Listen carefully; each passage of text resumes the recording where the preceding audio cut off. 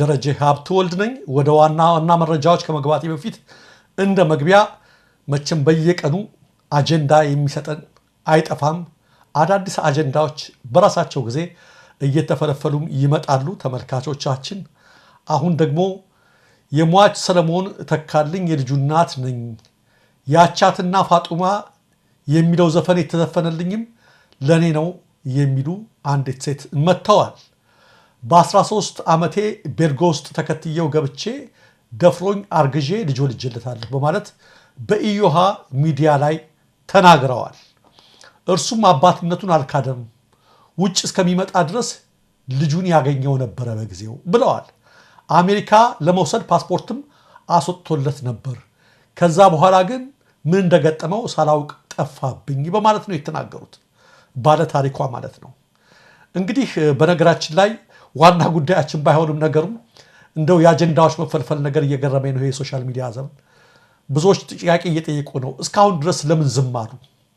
በአሁኑ ሰዓት ላይ እንውደደውም እንጥላውም ሞቷል። ይሄ ሰውዬ ከሞተ በኋላ ይሄን ነገር ራሱን መከላከል በማይችልበት ሁኔታ ላይ ማቅረቡ ተገቢ ነው ወይ? ለምን በህይወት እያለ እስካሁን ድረስ ይህን ያህል ዓመታት የሚኖርበት ይታወቃል። በአደባባይ ነው የሚሰራው፣ ዝም ብለው ቆዩ የሚል ተቃውሞም እየቀረበባቸው ነው ሴትዮዋ። አንዳንዶች ደግሞ ልክ ነው፣ ሁልጊዜ አባት ወይም ወንድ ሲሞት ነው ጉዱ የሚወጣው ሊሆን ይችላል እያሉ እየተናገሩ ነው። ልጁም ይሄ ነው እነሱ እንደሚሉት ሴትዮዋ የወለደለት ልጁ ይሄ ነው እያዩ ሰለሞን ተካልኝ ይባላል በማለት ነው በሚዲያ ላይ ከነ ልጁ ቀርበው ያወጡት። በዚህ ጉዳይ ማህበራዊ ሚዲያው እያወራ እየተነጋገረ እንደወትሮው የተለያዩ አስተያየቶችን እየሰጠ ይገኛል። እንደ መረጃ ላካፍላችሁ ብዬ ነው እንደ መግቢያ ተመልካቾቻችን፣ አድማጮቻችን። አሁን ወደ ሰዓቱ አበይት መረጃዎች አልፋለሁ። የመከላከያ አባላትን በቪዲዮ ጭምር አሳይቷል። ኦላ እንዳለው ያሳያቸውን እዚህ ማሳየት ስለማንችል ነው። እነዚያ ሁሉ ወታደሮች በሰሞኑ ውጊያ ብቻ የተማረኩ ናቸው ነው የሚል ነው። ያ ማለት የሚዋጋ ሰራዊት የለም ማለት ነው። ቪዲዮውን ካያችሁ ማለት ነው አንዳንዶቹና በቪዲዮ ነው ይፋ ያደረገው። ይህን ያህል ሰራዊት በሰሞኑ ውጊያ ብቻ ማርከናል በማለት በርካታ ወጣቶች ናቸው የመከላከያ ልብስ የለበሱ ወታደሮች በኦላ መማረካቸውን ነው ድርጅቱ ያሳየው። ይህን አስመልክቶ መከላከያ ያለው ነገር የለም። ሆኖም ዛሬ መከላከያ ባወጣው ዘገባ ወይም መግለጫ በኦሮሚያ ክልል እያደረኩት ባለው ውጊያ በርካታ የኦላ ታጣቂዎችን እነሱ እንደሚሉት የሸኔ ታጣቂዎችን ደምስሻለሁ፣ ብዙዎችንም መሳሪያቸውን ማርኬያለሁ እያለ የተማረኩ መሳሪያዎችንም አሳይቷል፣ ለጥፏል። ነገር ግን ኦላዎች ደግሞ እንዳሉት እንደነገርኳችሁ በርካታ መከላከያ መማረካቸውን በቪዲዮ ጭምር አሳይተዋል። የሁለቱም መረጃ በገለልተኛ ወገን አልተረጋገጠም። ተመልካቾቻችን፣ አድማጮቻችን፣ ይህ በእንዲህ እንዳለ ይህን ተከትሎ የኦሮሞ ወጣት መከላከያ ላለመቀላቀል እየሸሸ መሆኑን ከሰሞኑኛ ስንዘግብላችሁ ቆይተናል። እንደውም በአዳማ ናዝሬት መጋዘን ውስጥ የተቀመጡ ወጣቶችን ታፍሰው ማለት ነው አሳይተናችሁ ነበር።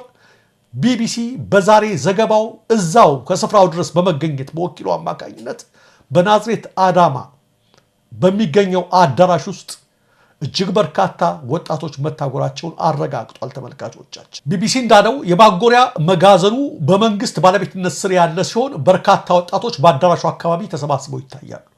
የመጋዘኑ መግቢያ አካባቢ ሰዎች እንዳይቀርቡ ገመድ የተወጠረ ሲሆን የኦሮሚያ ሚሊሻ የደንብ ልብስን የለበሱ የጸጥታ ኃይሎች ጥበቃ ያደርጉለታል ብለዋል። ከመጋዘን ውጭ ልጆቻቸው እዚያ መጋዘን ውስጥ የሚገኙ ቤተሰቦችና ባሎቻቸው ጭምር የተያዙባቸው ሴቶች ተሰባስበው ይታያሉ። የተወሰኑ ሴቶች ጨቅላ ህፃናትን ያዘኑ ሲሆን ሌሎች ደግሞ ወደ ቤተሰቦቻቸው የሚሰጥ ውሃና ምግብ ይዘዋል ብለዋል። ከስፍራው ባጠናቀረው ዘገባ ቢቢሲ እንዳለው በዚህም የማቆያ መጋዘን አካባቢ ከተሰባሰቡ ሰዎች እንደተረዳው ወጣቶቹ ከመንገድ ላይ ከታፈሱ በኋላ በጸጥታ አካላት ወደዚህ ቦታ የመጡ ናቸው። በህዳር ወር የኦሮሚያ ክልል አስተዳደር አካላትና የጸጥታ ኃይሎች ህፃናትና የአእምሮ ህሙማንን ጨምሮ በርካቶችን የመከላከያ ሰራዊትን እንዲቀላቀሉ በሚል በግዳጅ እንደያዙ የኢትዮጵያ ሰብአዊ መብቶች ኮሚሽን ኢሰመኮ ይፋ ማድረጉ ይታወሳል። እንግዲህ ተመልካቾቻችን፣ ቢቢሲ ከስፍራው ያጠናቀረውን ዘገባ እንደሰማችሁት ነው። በግዳጅ በርካታዎች እየታፈሱ ነው የሚል ነው።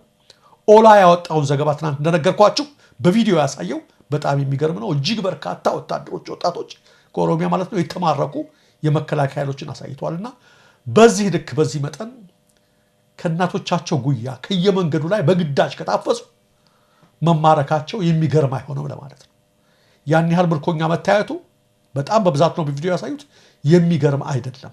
ምክንያቱም እንደምትመለከቱት ዓለም አቀፍ መገናኛ ብዙሃን ጭምር የግዳጅ አፈሳው ተባብሶ እንደቀጠለ እየገለጹ የሚገኝበት ነው። በግዳጅ ደግሞ አፍስህ ወደ ወታደርነት የምታስገባ ሁሉ ከልቧ አይዋጋልህም። ገና በስልጠናው ማግስት ከነ መሳሪያው ነው እጁን የሚሰጥልህ። ስለዚህ ኦላያን ሁሉ ወታደሩ ማሳየቱ ማረኩ ብሎ የሚደንቅ አይሆንም። ምክንያቱም በኦሮሚያ በግዳጅ አፈሳው ተባብሶ ቀጥሏልና በሁለት ወር ለብ ስልጠና ነው የሚያስገባቸው። እዛ ሲገቡ እጃቸውን ይሰጣሉ ማለት ነው። የሆነ ሆኖ ኦላም ድል አደረግኩ እያለ ነው።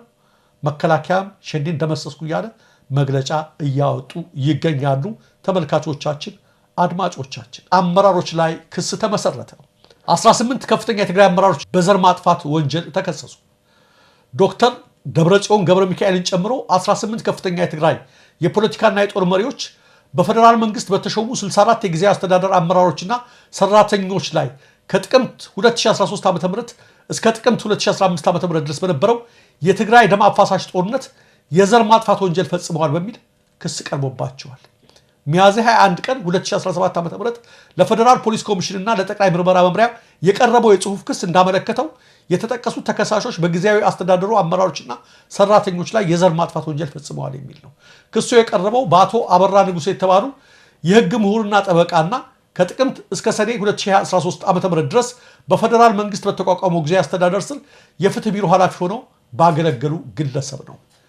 ክስ የቀረበባቸው የህወሓት አመራሮችና ወታደራዊ አመራሮችም ደብረጽዮን ገብረ ሚካኤል፣ ጌታቸው አሰፋ፣ ፈትለወርቅ ገብረ እግዚአብሔር ወይም ሞንጀሪኖ፣ ዓለም ገብረ ዋህድ፣ ጌታቸው ረዳ ካህሳይ፣ ሌተናል ጀነራል ታደሰ ወረደ፣ ሌተናል ጀነራል ጻድቃን ገብረ ተንሳይ፣ ሌተናል ጀነራል ዮሐንስ ወልደ ጊዮርጊስ፣ ሜጀር ጀነራል ተክላይ አሸብር፣ ብርጋዴር ጀነራል ምግበይ ኃይለ፣ ብርጋዴር ጀነራል አብርሃ ተስፋይ፣ ብርጋዴር ጀነራል ህንፃ ወልደ ጊዮርጊስ፣ ብርጋዴር ጀነራል ሀለፈውም ዓለሙ፣ ብርጋዴር ጀነራል ኃይለ ሥላሴ ግርማይ፣ ብርጋዴር ጀነራል ማሾ በየነ፣ ብርጋዴር ጀነራል ጉሽ ገብሩ፣ ብርጋዴር ጀነራል ገብረ ኢየሱስ አባተና ብርጋዴር ጀነራል ገብረ እግዚአብሔር በየነ ናቸው።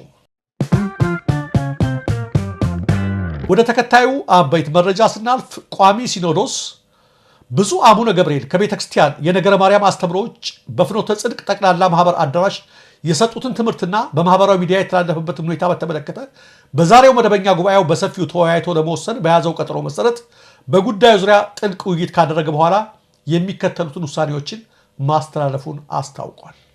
አንደኛ፣ ፍኖተ ጽድቅ ጠቅላላ ማህበር በተለያዩ ጊዜያት ከቅድስት ቤተክርስቲያናችን አስተምሮ ውጭ በሚዲያው ያስተላለፈው የስህተት ትምህርት የቤተክርስቲያናችንን አባቶች ሊቃውንቱንና መላው ህዝበ ክርስቲያኑን ያሳዘነ በመሆኑ በማህበራት ምዝገባ ክትትልና ቁጥጥር መምሪያ በኩል ጊዜያዊ እገዳ ደብዳቤ እንዲደርሰውና በመምሪያው በኩል አስፈላጊው ጥብቅ ክትትል እንዲደረግ ሆኖ በጉዳዩ ላይ የመጨረሻ ውሳኔ መስጠት ይቻል ዘንድ 5 አባላት ያሉት ኮሚቴ እንዲቋቋም፣ በዚህም መሰረት ቋሚ ሲኖዶስ ያቋቋማቸው አጣሪ ልዑካን አጠቃላይ የማህበሩን ሁለንተናዊ እንቅስቃሴና በሚዲያው ያስተላለፋቸውን የስህተት ትምህርቶች በተመለከተ ከጠቅላይ ቤተ ክህነት ጽሕፈት ቤትና ከማህበራት ምዝገባ ቁጥጥርና ክትትል መምሪያ ጋር በመነጋገር በሚገባ መርምረውና አጣርተው በአጭር ጊዜ ውስጥ ከውሳኔ ሀሳብ ጋር ለቋሚ ሲኖዶስ እንዲያቀርቡ።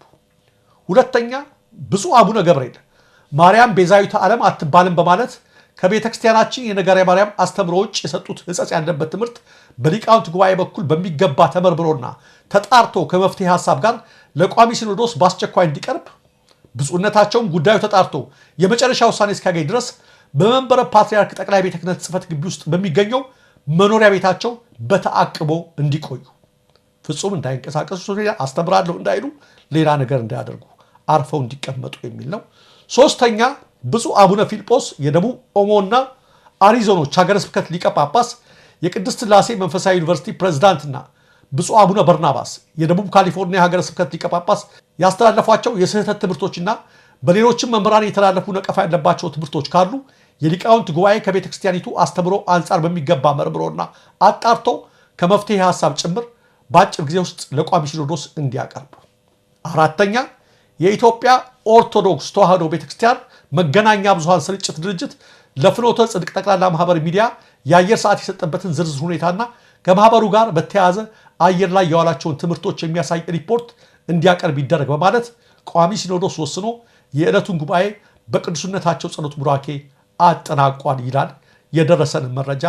ስለዚህ አቡነ ገብርኤል በበዓታቸው ተወስነው እንዲቆዩ ውሳኔ እስከሚሰጣቸው ድረስ ፍኖተ ጽድቅ ጠቅላላ ማህበርም በጊዜያዊነት እንዲታገድ የአየር ሰዓቱም በጊዜው እንዲታገድ የሚሉ ጠንከር ያሉ ውሳኔዎች ተላልፈዋል ማለት ነው። ተመልካቾቻችን፣ አድማጮቻችን በኢንዱስትሪ ፓርኮች ውስጥ የሚሰሩ ሴት ሰራተኞች የሚከፈላቸው ደሞዝ ኑሮን ለማሸነፍ ስላላስቻላቸው ማታ በወሲብ ንግድ የተሰማሩ መሆናቸውን በጥናት መለየቱን የጨርቃጨርቅ ፌዴሬሽን ገለጸ።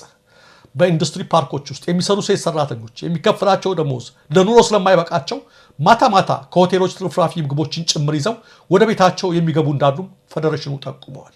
አምራች ሰራተኛ ምቹ ስራ ለወጣቶችና ሴቶች በጨርቃጨርቅ አምራች ኢንዱስትሪዎች ውስጥ መፍጠር በሚል ርዕስ የፖሊሲ አቅጣጫ ጠቋሚ ጥናት ለማድረግ የማህበራት ጥናት መድረክ ወይም ፎረም ፎር ሶሻል ስተዲስ በጠራው የሁለተኛ ዙር የባለድርሻ አካላት ውይይት ላይ የተገኙት የጨርቃጨርቅ ፌዴሬሽን ተወካይ አቶ ተስፋዬ አብዲሳ የሚከፈላቸው ደሞዝ ለኑሮ ስለማይበቃቸው ማታ ከሆቴሎች ተመላሽ ምግቦችን ይዘው የሚገቡ ሴቶች እንዳሉ በጥናት አረጋግጠናል ማለታቸውን ሸገር ዘግበዋል። በኢትዮጵያ ኢንዱስትሪ ፓርኮች ውስጥ ተቀጥረው የሚሰሩ ሰራተኞች ገቢ እንዲሻሻል ለማድረግ ዝቅተኛ ደሞዝ ወለል ማጽደቅ አንዱ መፍትሄ ነው ያሉት ተወካዩ በተለይ ሴቶች ክፍያው ዝቅተኛ ስለሆነ በወሲብ ንግድ ላይ የተሰማሩ መሆናቸውን በጥናት አረጋግጠናል ሲሉ አስረድተዋል። ሌላው የውይይቱ ተሳታፊ በበኩላቸው በኢንዱስትሪ ፓርኮች በጨርቃጨርቅና ጋርመንት ላይ ተሰማርተው የሚሰሩ ሴት ሰራተኞች የሚከፈላቸው ክፍያ ዝቅተኛ በመሆኑ በትዳር ህይወታቸው ላይ እንኳን የመወሰን መብት እንዳይኖራቸው አድርጓቸዋል ብለዋል። በመጨረሻም በዚህ ውይይት ላይ ይህ ሁሉ በሀገራችን እየሆነ መንግስት ለጉዳዩ እልባት ለመስጠት የሚዘገይበት ምክንያት ግን ግልጽ አይደለም ተብለዋል። በመጨረሻም አዲሱ የካናዳ ጠቅላይ ሚኒስትር ማርክ ኮርኔይ አገራቸው ከአሜሪካው ተገቢው አክብሮ እንደሚገባት አስገነዘቡ። በንግድና ደህንነት ጉዳዮች ላይ ከዶናልድ ትራምፕ ጋር ወደ ውይይት የምንገባውም በራሳችን ፍላጎት መሰረት ነው ብለዋል። ጠቅላይ ሚኒስትር ኮርኔይ ምርጫው ሲጠናቀቅ ለቢቢሲ በሰጡት ቃለ ምልልስ ዋሽንግተን ለጉብኝት የሚሄዱት የካናዳን ሉዓላዊነት ያከበረ ኮስተር ያለ ንግግር የሚኖር ከሆነ ብቻ እንደሆነ አስታውቀዋል። እንደ ካናዳ ጠቅላይ ሚኒስትር ጽሕፈት ቤት መረጃ ከሆነ ኮርኔይና ትራምፕ በስልክ የተነጋገሩ ሲሆን በቅርቡ ተገናኝተው ለመወያየት ተስማምተዋል። የጽሕፈት ቤቱ መግለጫ ሁለቱ መሪዎች በካናዳ አስፈላጊነት ላይ እንዲሁም እንደ ነፃና ሉዓላዊ አገር ከዩኤስ ጋር በሁለቱ ሀገራት የጋራ ጥቅም ላይ አብሮ ለመስራት ተስማምተዋል ብለዋል። ዶናልድ ትራምፕም የካናዳ ምርጫ ያሸነፉትን አዲሱን ጠቅላይ ሚኒስትር ኮርኔይን እንኳን ደስ አለዎት ማለታቸው ተሰምተዋል። ትራምፕ ዳግም ከተመረጡ በኋላ በተደጋጋሚ ካናዳን 51ኛዋ የአሜሪካ ግዛት ስለማድረግ ሲናገሩ ተደምጠዋል። ማክሰኞ ዕለትም ከዋይት ሃውስ ተመሳሳይ አቋም ተንጸባርቋል ነው የተባለው። የዋይት ሃውስ ምክትል ቃል አቀባይ አና ኬዲ ምርጫው ዶናልድ ትራምፕ ካናዳን የአሜሪካ 51ኛ የተወደደች ግዛት ለማድረግ በሚከተሉት ሂደት ላይ የሚያመጣው ተጽዕኖ የለም ብለዋል። ሰኞ ዕለት ኮርኔይና ሊበራል ፓርቲያቸው የካናዳን ምርጫ በድል ማጠናቀቃቸውን ተከትሎ አዲሱ ጠቅላይ ሚኒስትር ባደረጉት ንግግር የዶናልድ ትራምፕ ሀሳብ ፈጽሞ በጭራሽ የሚሆን አይደለም ሲሉ ተደምጠዋል። እውነቱን ለመናገር ማንኛውም አገር እንኳ ቢሆን ፓናማ ወይንም ግሪንላንድ አሊያም ሌላ ሀገርም ቢሆን የሚሆን አይመስለኝም ብለዋል። ይሁን እንጂ ከአሜሪካ ጋር ስምምነት ላይ የምንደርስ ከሆነና ከአውሮፓ ህብረትና ከእንግሊዝ ጋር የንግድ አጋርነታችንን የምናጠናክር ከሆነ ሁለታችንም የምናሸንፍበት መንገድ ይኖራል ሲሉ ተደምጠዋል። ውድ ተመልካቾቻችን፣ አድማጮቻችን ስትከታተሉት የነበረው የሰዓቱ የማዕደ ዜና መረጃዎች እነዚህ ነበሩ። ለትክክለኛ ለወቅታዊ ለፈጣን መረጃዎች እንዲሁም ለቁም ነገር አዘል ዝግጅቶች ማዕደ ዜናን ይከታተሉ፣ ሰብስክራይብ ያድርጉ። ኢትዮጵያ ሀገራችን፣ ምስራቅ አፍሪካችን በሰላም በአንድነት በሞገስ በነፃነት በፍቅርና በክብር